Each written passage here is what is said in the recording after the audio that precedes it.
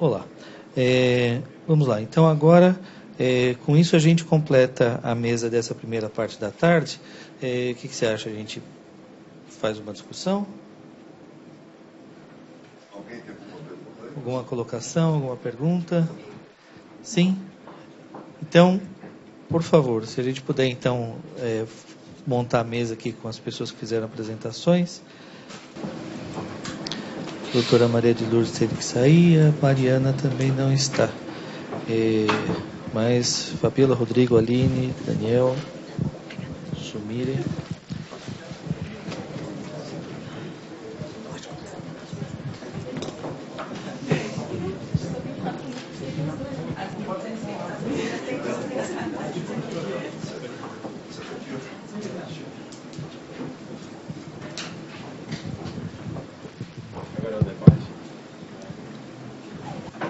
Tem uma pergunta para o Daniel. Por favor. Em relação ao tratamento dos pacientes cirróticos Child-C, claro, né, todos os hepatologistas movidos a essa busca de resposta tão alta nesses pacientes, realmente a gente indicou tratamento para todos esses pacientes, Child A, B e C, e nos pacientes Child-C, nós temos visto os desfechos catastróficos, né? Na verdade, descompensação da doença, piora da doença, né? Já era Child-C, mas assim, piora da CIT, a CIT se tornou refratária, trombose de porta, aparecimento de hepatocarcinoma que não é infrequente, em pacientes que tinham imagens seriadas, não ultrassom, imagem trifásica. A Aline também pode complementar. Você acha que, né, dizendo que diminui hipertensão portal, que vale a pena, tem benefício, você acha que na prática clínica esses pacientes Child-C, independente de serem pacientes elegíveis ou não, que vão para o transplante ou não, ainda mereçam ser tratados com todos esses desfechos?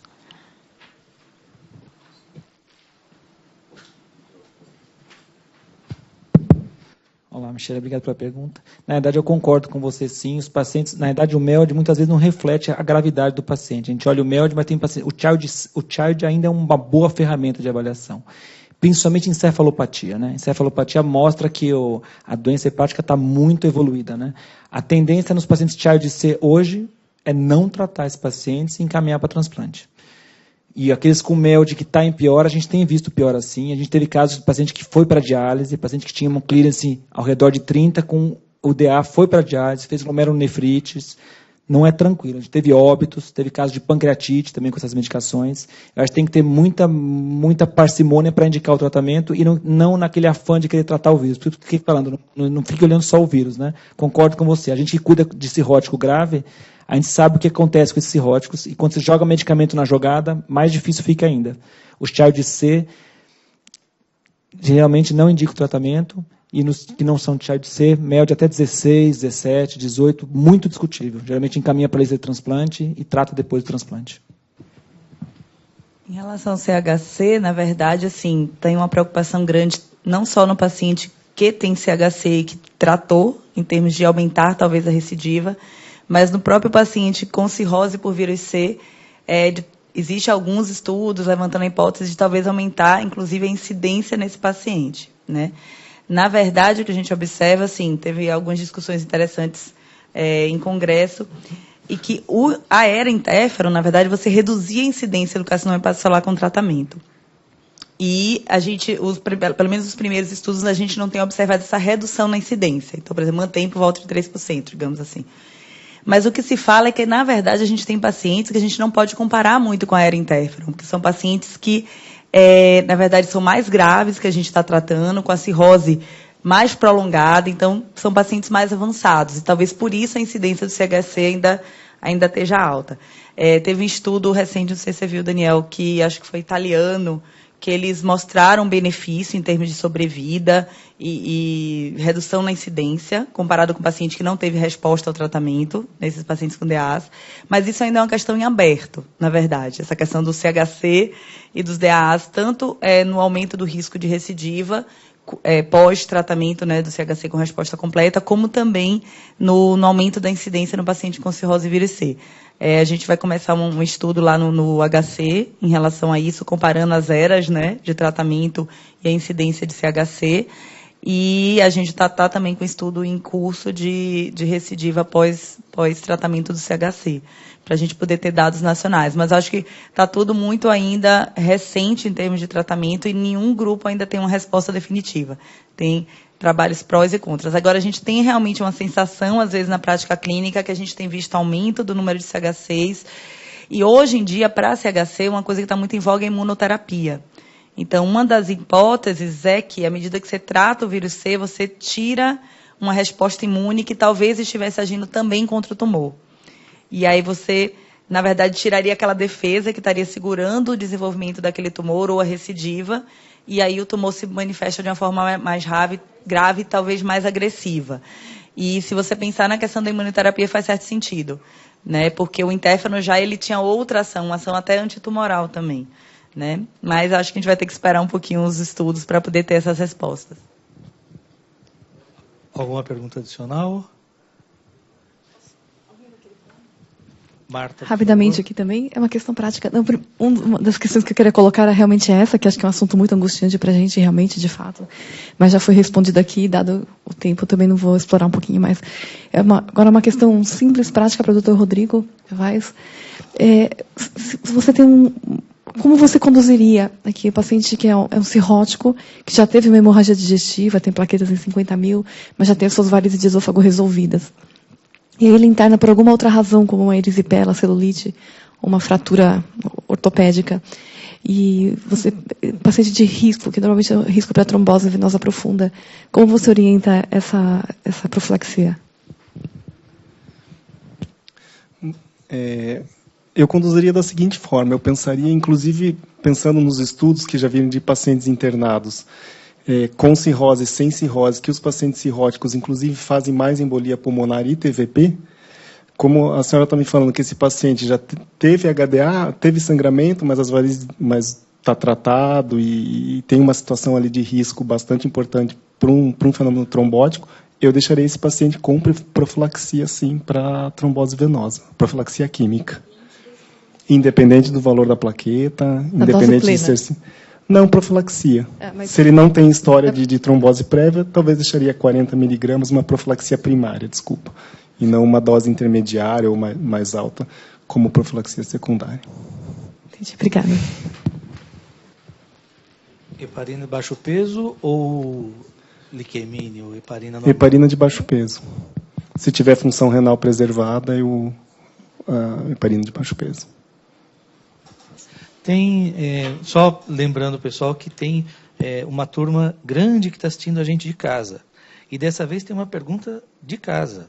A Ceicinha Coelho pergunta: a lactulose via retal tem algum benefício na encefalopatia? Seria uma pergunta para a apresentação da doutora Maria de Lourdes, que teve que sair. Mas, considerando a experiência dos colegas hepatologistas, quem responde? Lactulose via retal. Você tem experiência, Daniel?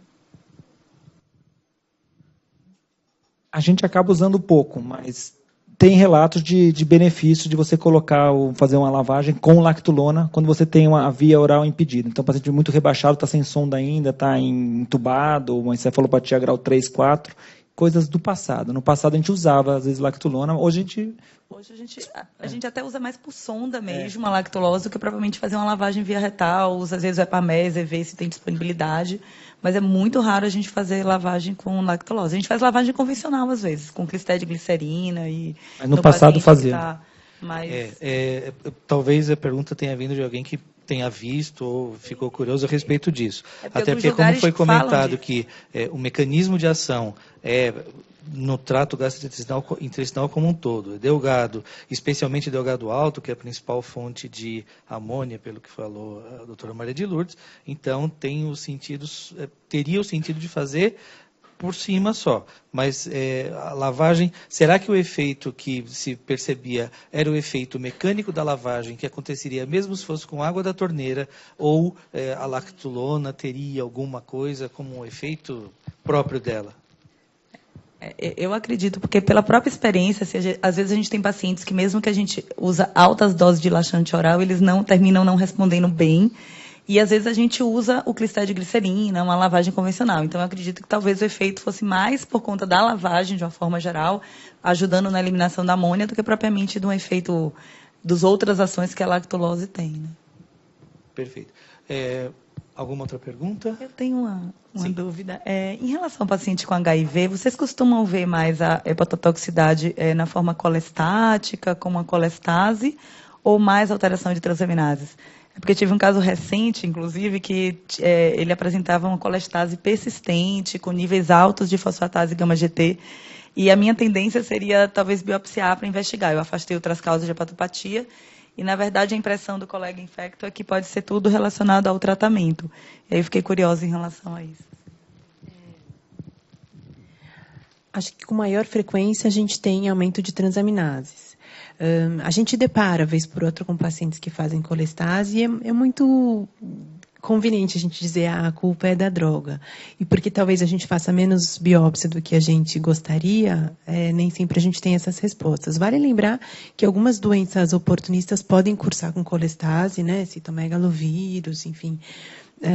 Mas para o paciente bem controlado, para o qual a gente excluiu doenças oportunistas, que eu imagino que é o caso, a gente às vezes acaba acreditando isso à droga, eventualmente tolerando se é num nível que não nos cause grandes dramas, mas dizer a você com que porcentagem isso acontece, eu não sei de cabeça, mas com a maior frequência é aumento de transaminases.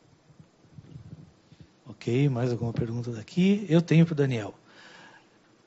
Em relação ao tratamento do vírus C pós-transplante, frente ao conhecimento atual, porque sempre mais estudos vão poder trazer e eventualmente mudar a nossa ideia a respeito, mas frente ao conhecimento atual, você trataria um paciente pós-transplante, daqueles que você não tratou antes porque ele estava grave, depois de quanto tempo do transplante? Teoricamente, dizem, né? Alguns falam que assim que tivesse ingesta via oral, né, você já poderia dar o remédio. Mas o que a gente tem aguardado geralmente é pelo menos 3 meses, quando já caiu a imunossupressão, já está em dose estável, a disfunção renal já melhorou no pós-transplante. Você está num cenário mais tranquilo, né? Mas não está definido ainda o tempo. Isso ainda, mudaria, né, se o paciente foi transplantado por vírus C ou não? Ou por HCC ou não? Talvez no futuro a gente tenha essa resposta. Eu não sei te dizer no momento. Na verdade, a ideia é o quanto mais precoce do possível, né? Não sei na experiência do Daniel, mas, em geral, os pacientes, até por conta da disfunção renal associada ao tacrolimus, a maioria a gente está tratando depois de 6 meses. Porque é o tempo que a imunossupressão cai e termina que quando você inclui a ribavirina no esquema, com a função renal comprometida, a chance dele ter anemia é muito grande. Então, mais até do que o paciente cirrótico, pelo menos na minha pequena experiência. Então, em geral, é depois de 6 meses que a gente consegue dar uma estabilizada e tratar. E tem alguns estudos falando de CHC pós-transplante, mas também nenhum com a resposta muito bem definitiva nesses casos. Essa é a ideia que a gente tem também, a gente tem tentado seguir isso. Em algumas vezes a gente acaba mordendo a língua quando o cara tem alguma manifestação, o paciente tem alguma manifestação, biopsia, pode ser fígado reacional, pode ser vírus C, aí, ok, a gente até começa antes. Isso, então assim, formas mais graves, tal, mas como orientação básica, rotina, tal, acho que 6 meses é um prazo bastante interessante. A gente teve um caso, na verdade, que transplantou em vigência de tratamento, que deu tudo certo no final. Assim, o paciente teve RVS, foi um paciente também que o transplante foi muito tranquilo e terminou que deu tudo certo. Mas a gente sempre fica com aquele receio, né? Mas foi ao acaso, não foi uma coisa intencional. Uma coisa é ter uma conduta geral para isso, outra coisa teve um caso, um caso que respondeu com 5 semanas e pronto, parou de tomar e ficou com RVS com 5 semanas de tratamento. Também acontece, mas não é a regra geral. Só uma observação em relação à questão do vírus C e CHC, que terminei me recordando. Hoje, as recomendações do grupo de Barcelona e dos grupos europeus no paciente que faz o tratamento do carcinoma hepatocelular com resposta completa, que é os casos que a gente deve tratar, a gente aguardar pelo menos 4 meses para iniciar o tratamento do vírus C. 4 a 6 meses, de preferência 6. Porque nos estudos foi observado, principalmente no estudo de Barcelona, que o paciente que foi tratado muito precocemente, ou seja, que ele tratou o CHC e logo depois começou o tratamento do vírus C, ele teve uma recidiva maior do que o paciente que já tinha um tempo maior de resposta completa. Então, hoje, o recomendado pelas sociedades é que a gente espere pelo menos 4 a 6 meses, que tenha, de preferência, 2 exames de imagem evidenciando a resposta completa ao tratamento, e a partir daí a gente trata o vírus C. Aline, lembrando de novo que a gente tem uma plateia que está em casa e vai ouvir, e muitas pessoas que vão ouvir essas coisas que a gente está falando agora depois de algum tempo, a gente sabe que tem pessoas que não moram em São Paulo e por isso tem outras situações nas suas localidades em relação à questão do transplante. Hoje, o transplante ele é feito aqui no estado, e mais especificamente na cidade de São Paulo, com MELD muito alto. MELD 30 é a média do ano passado dos transplantes feitos em São Paulo. Isso faz com que a gente, muitas vezes, tenha um pensamento e uma condução um pouco diferente do BCLC em relação à condução dos pacientes com vírus C em lista de espera. Não é à toa que você mostra o resultado de que, na casuística levantada, você tem muitos pacientes que fazem TACE, sendo que, se fosse olhar pelo BCLC, só quem faria TACE são caras que estão além de milão. Como é que você acha que isso pode ser conduzido em palavras curtas? São Paulo, fora de São Paulo? Isso é uma pergunta bem importante, porque, na verdade, por exemplo, para o CHC precoce, onde, segundo os guidelines do tratamento de escolha e ablação por radiofrequência, a verdade é que isso não é uma realidade no Brasil, né? Então, assim, pouquíssimos centros do SUS fazem, acho que é o ICESP, talvez mais algum outro, e praticamente nenhum lugar do Brasil pelo SUS é disponível, né? Então, eu acho que é fundamental que cada local esteja ciente do que tem disponível e de qualidade, né, de que tratamento. E alguns tratamentos, por exemplo, para o tumor muito precoce, como a injeção percutânea de etanol, eles não são tão difundidos, né, que seria uma opção no tumor pequeno, em detrimento à radiofrequência, por exemplo, que não é disponível, né? E muitas vezes esse tumor a gente, durante muito tempo, tratou, quando a gente não tinha radiofrequência, e tinha resultados satisfatórios nesse tumor único menor que 3 centímetros, né? Eu acho que uma coisa a ser estimulada também é a ressecção. Às vezes a gente segue muito guideline, mas é uma coisa que tem que ser sempre muito discutida e individualizado o tratamento caso a caso. E eu acho que uma das coisas que mais a gente tem que investir, na verdade, além de ver essa disponibilidade local, né, de que tratamentos você tem, até inclusive em relação ao exame de imagem, né? Às vezes você dispõe de uma tomografia muito boa e uma ressonância que não é de tão boa qualidade, e a tomografia vai muito melhor, então você, né, para fazer o diagnóstico. Então você tem que conhecer bem o seu local. E uma coisa que eu acho que é fundamental é investir no rastreamento. Eu acho que isso é uma coisa que no Brasil a gente tem muito ultrassom disponível, mas muito pouco ultrassom de qualidade, porque a ultrassom do paciente cirrótico é um ultrassom muito difícil de ser realizado, e na prática o que muda realmente é a sobrevida desse paciente. Então lá a gente tem a experiência que a gente vê os casos que estão em programa de rastreamento no nosso serviço, a gente mostrou alguns dele aqui, a gente consegue detectar muitas vezes na fase precoce, enquanto que pacientes que a gente recebe de fora, mesmo que vinham fazendo ultrassom, mas que o ultrassom não era tão bom, às vezes são diagnosticados numa fase avançada, que você vai dar uma sobrevida muito pequena para esse paciente. Então, eu acho que sempre, o que eu recomendo a todo hepatologista ou gastro que lide com um cirrótico, é ter sempre um serviço de referência de ultrassom muito bom, e ter esse time multidisciplinar à mão, se não for na sua cidade, mas pelo menos num centro próximo de referência. Não precisa fazer tudo, mas tem que ter os amigos que fazem. Com então, certeza. Fazer a rede de encaminhamentos, isso mesmo dentro do SUS é uma coisa que é bastante importante da gente tentar. Fabiola, em relação à sua apresentação, você acha que dá para a gente, na hora de conversar com o paciente, explicar sobre esteatose, esteatohepatite, diferenças entre uma coisa e outra, tal? A esteatose, que você falou que não é tão benigna assim, mas a esteatose sem inflamação naquele primeiro momento, até ela virar uma esteatohepatite, ela pode ser encarada junto com os fatores de risco, tal como, olha, ter diabetes com esteatose é igualzinho beber. É isso? Está funcionando. O tema foi a gente levantar esse alerta, né, de que a esteatose, por ser muito prevalente, a literatura sempre mostrou que era uma doença muito benigna, né, mas que também tem que ter uma certa observação, né. Eu acho que hoje, no geral, pelo menos a minha experiência no dia a dia, a gente está, eu falo para os alunos lá na ABC, no outro pêndulo, né? Então, vê uma esteatose como se fosse uma coisa extremamente grave, corre para o hepatologista, e na nossa prática eu acho que não é bem assim. Eu acho que esteatose, na grande maioria dos pacientes, é uma doença, entre aspas, mais benigna, sim. A gente tem que se preocupar um pouco mais com alguns pacientes da síndrome metabólica, especificamente diabéticos e obesos, tá? Mas, assim, no geral, a preocupação maior é com a esteatohepatite mesmo. Agora, a questão do álcool, eu não entendi a pergunta. Se seria equivalente, né? Assim, um diabético com esteatose é igual a um cara que bebe?